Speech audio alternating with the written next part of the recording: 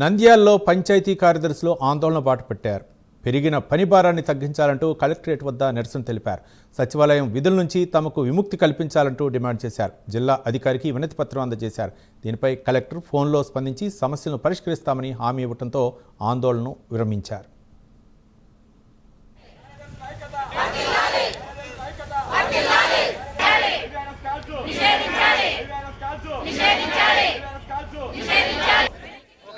Panchayat secretary జిల్లాలోని Panchayat secretary అందరూ ఈరోజు 4 గంటలకు కలెక్టర్ మేడం గారిని కలిసామని కలెక్టర్ ఆఫీస్కి రావడం జరిగింది.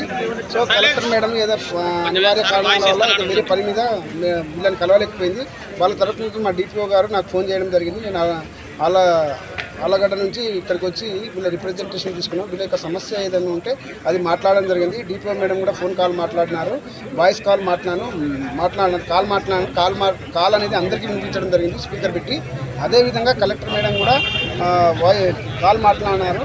ఆ మాటలు కూడా అందరికీ పంచాయత్ సెక్రటరీ అందరికీ చెప్పడం జరిగింది, వినిపించడం జరిగింది. పంచాయత్ సెక్రటరీల యొక్క బాధలు ఏవైతే ఉంటాయో, వాళ్ళ యొక్క ప్రాబ్లమ్స్ ఏముంటాయో మేడం చెప్పడం జరిగింది. మేడం వాటిని కూలంకుషంగా విని జరగబోయే సిఎస్ మీటింగ్లో దాన్ని చర్చించి పై సీఎం దృష్టికి కానీ సిఎస్ దృష్టికి తీసుకెళ్తామని చెప్పడం జరిగింది. నా పేరు రాంబాబు, డిఎల్.